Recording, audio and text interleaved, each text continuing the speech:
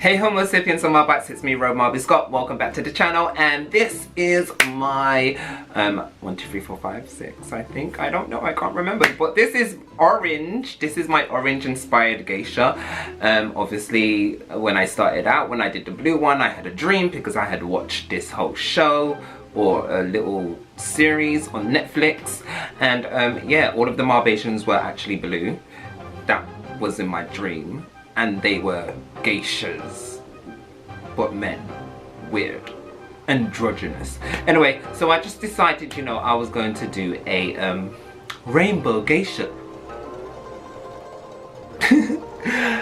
Rainbow geisha look. A rainbow geisha series basically. And I'm having fun doing this, and yeah, putting it on social media is kind of scary sometimes because you don't want people to say certain things, or you just, you know, a bit worried about certain things. And so I chose to do orange today, you know, symbolizing love and happiness and everything. That is what orange kind of represents in Japanese culture. And yeah, so if you're following me on social media, particularly my Instagram, the only way is Marbs, you will see like little, I was gonna say sonnets, but not sonnets, but little clips and little descriptions, sorry, I'm getting distracted again, little descriptions of what some of these looks are about and how I, you know, kind of want to bring people's attention to specific things that are going on in the world. Anyway, enough talking because I'm rambling, and let's go into the tutorial. So guys, to start off this tutorial, we have primed our eyes already, and we're going to go in with a light blue, sky bluish shade of eyeshadow, and we're just going to tap that in with a fluffy blush, and then we're going to blend that in before we go into our darker shade, well, second darker shade, because we're creating a lovely gradient in this look. So as you can see, I'm using the same fluffy brush, and I'm just going just beneath where I have created it, so you can see the gradient already where it's already dark, but we're going to go even further, and we're going to put a darker shade on the outer corners, and we're going to blend those in all together. Okay, so that's what we're doing, and you can see the darker shade is going to be the premise of this whole look.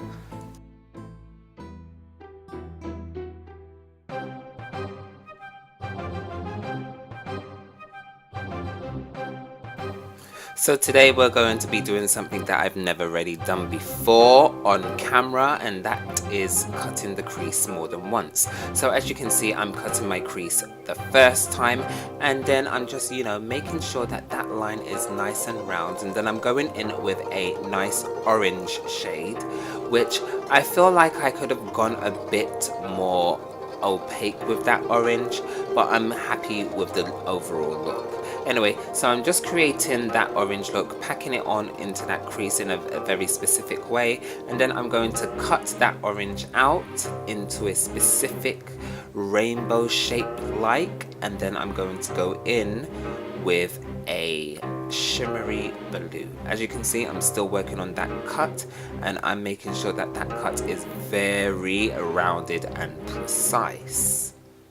Going in with a shimmery blue now, and all of the shadows that I'm using right now are from Revolution and from BH Cosmetics for reference. I'll leave the palette names in the description.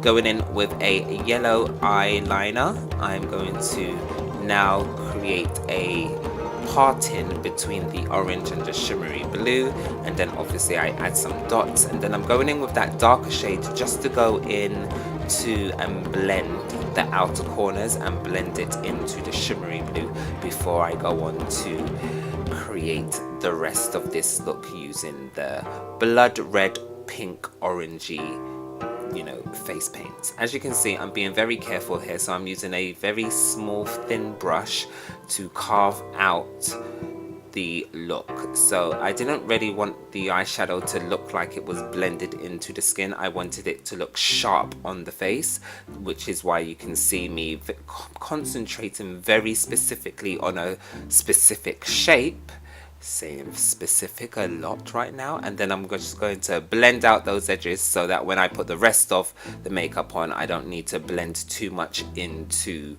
towards the look. Anyway, just pressing that in, making sure the opacity of the cream is okay and fine for me. Obviously, you've seen me use this palette before, the Makeup Forever Flash Palette Dupe by iMagics. I've used it in all of the videos so far of the Geishas, and I'm just making sure that everything is looking cohesive at this point before I move on.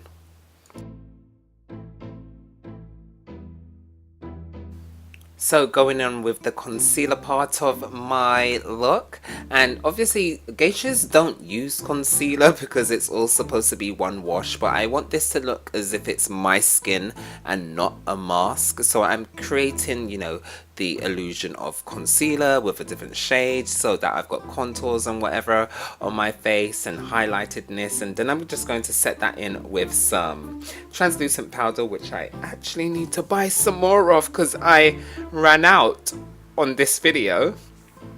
Anyway, continuing on, as you can see, I'm just pressing it in very lightly and making sure that it's okay and opaque enough, and then I'm just going to go in and do my nose, highlight my nose and make it look very thin-ish, and do my forehead. And as you can see with the brush that I'm going in a circular motion around, making sure that the blend is okay. I do go in with a sponge to blend it out afterwards, also with some powder on top of that.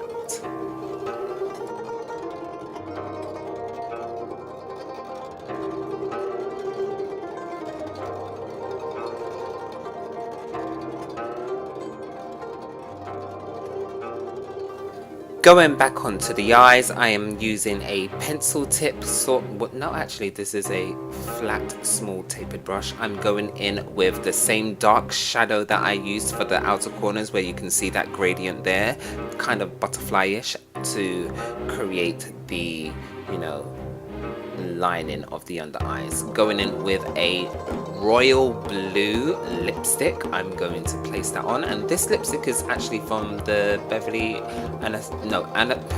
you know who I'm talking about, Anastasia Beverly Hills. Bloody hell, why do I always get this wrong? Anyway, so I'm lining my lips, and I wanted my upper lip to have a curve to it, so you can see me working that curve in before I go into my next color. So I'm being very careful because I did leave a little outline so that there wasn't any bleeding of the pink orange into the blue. Then I go in and mix the royal blue with some white to create this lovely sky blue shade, which also looks like it's got highlighter in it, but it doesn't. It's just the way that I mixed it.